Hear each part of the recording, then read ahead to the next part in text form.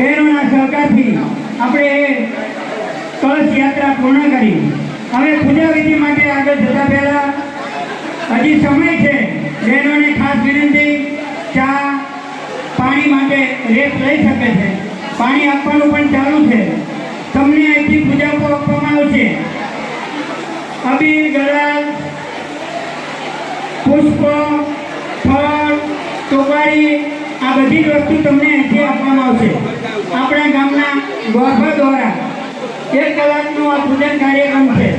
જેવી રીતે ગોરભાજી સૂચન આપે એ પ્રમાણે આપણે પૂજનમાં જોડાઈશું અને શાંતિ રાખીશું.